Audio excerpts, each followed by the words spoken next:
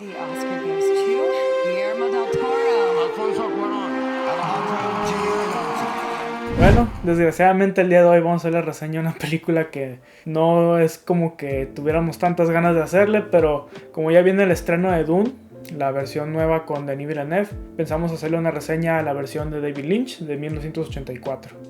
Esta es una película escrita y dirigida sorpresivamente por Lynch, de la cual él ha hecho lo imposible para desobligarse de esta película. Es una película que es conocida por ser bastante mala y, como pueden ver nuestra reacción, lo es.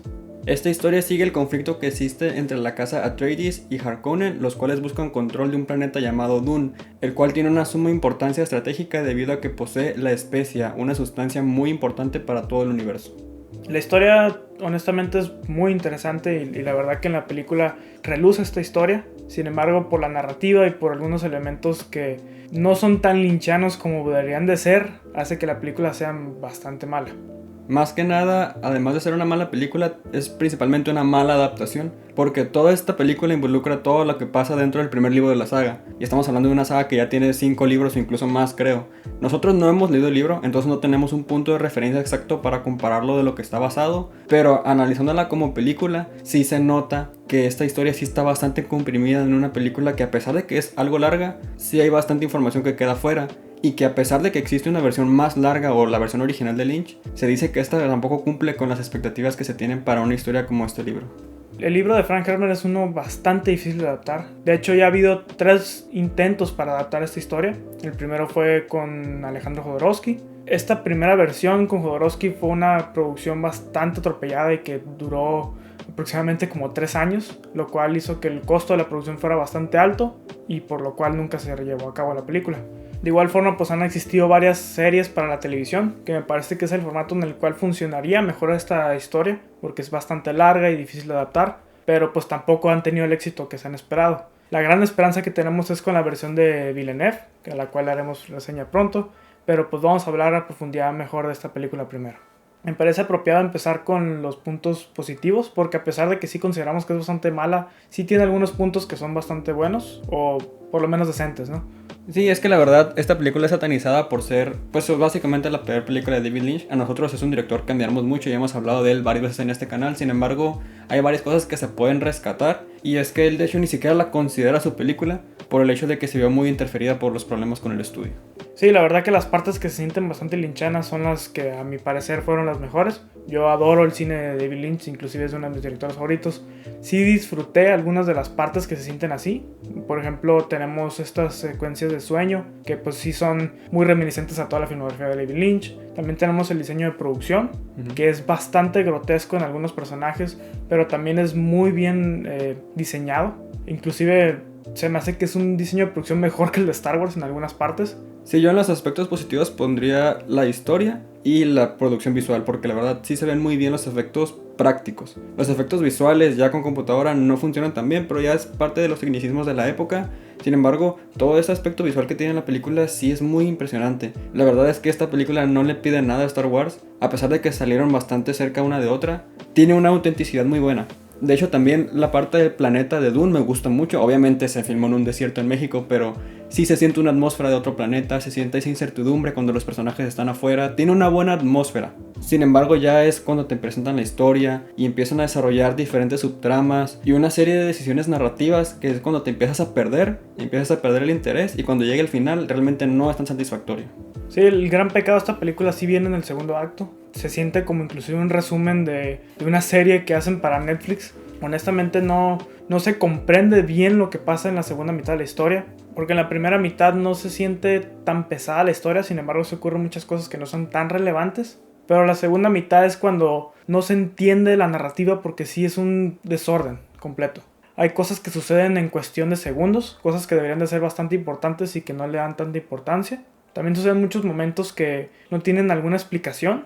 El romance de Paul Atreides con esta mujer, que no recuerdo su nombre, que era del pueblo de Fermen, se da de la nada. No hay ninguna razón ni nada. Entonces pues no sientes que exista una química ni nada. No, ni siquiera una explicación por la cual existe esa relación.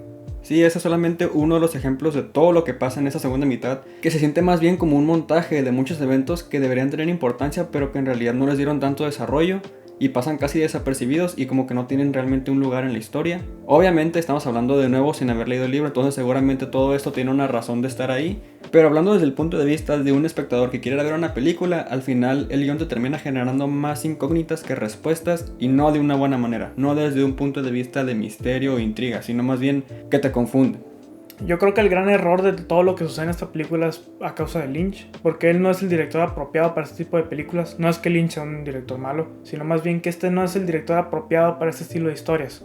Jodorowsky lo intentó, tampoco siento yo que era el director apropiado. Me parece que el que mejor pudo haber hecho un buen trabajo era Ridley Scott, que también fue considerado como director para esta versión. Sin embargo, muchos de los elementos que suceden en la película también vienen como consecuencia de lo que la producción quería, de lo que los productores querían para realizar el siguiente Star Wars, realizar una franquicia que fuera igual de exitosa que esa otra que es Star Wars. Por esa razón se siente que esta película está muy mal editada, que el guión está muy expositivo en muchas de las cosas, explica muchos detalles del mundo que realmente no son esenciales para la historia, y cosas que deberían de ser esenciales para la historia no las explican.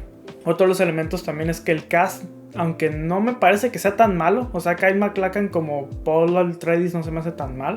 El cast de Sting como Fate está medio extraño, porque pues sí es una estrella de rock que está haciendo la de un matón que realmente no tiene mucha explicación y que casi ni habla en la película.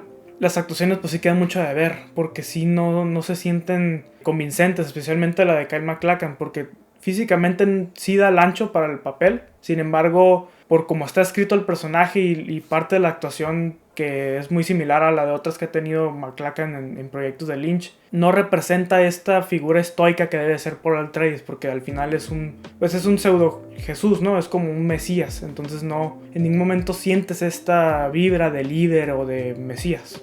Sí, de hecho, ese es uno de los puntos que creo que Lynch debió haber logrado mejor, el representar a este personaje que sí se sintiera como un verdadero Mesías, y también esta situación que está pasando, porque desde el inicio te dejan entender que la especia que se recolecta en Dune es una de súper importancia para todo el universo, y no se siente. De hecho, todo este conflicto entre las dos casas de Atreides y Harkonnen debería ser mucho más fuerte, debería ser mucho más intenso, porque es una carrera por ver quién tiene el poder del universo prácticamente. Realmente no se siente que tenga un impacto en nada, y por eso el final no es convincente ni satisfactorio.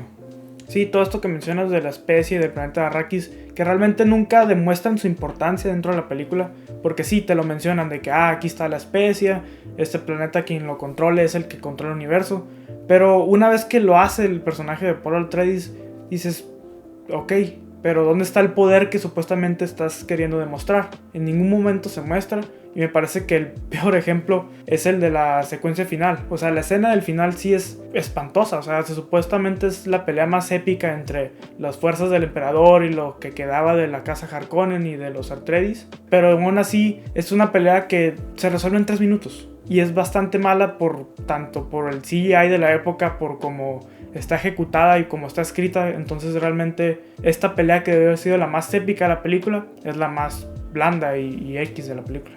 Sí, en general el final se sintió bastante anticlimático, y tiene que ver porque no se construyó realmente bien ese conflicto. Sí te lo presentaron y sí te decían que era muy importante que uno tuviera el poder sobre esta especie porque era lo más importante del universo, pero aún así no te demuestran eso. Como tú dices, nada más lo mencionan una y otra vez, pero tú nunca te lo compras. De hecho, pues ni siquiera sabemos cómo se ve la especie o cómo funciona, porque nada más ves que la extraen, pero nunca sabes qué hace realmente. Te lo explican al principio, pero pues no tiene mucha importancia ya en la película como tal. Nada más es lo que te dicen al principio.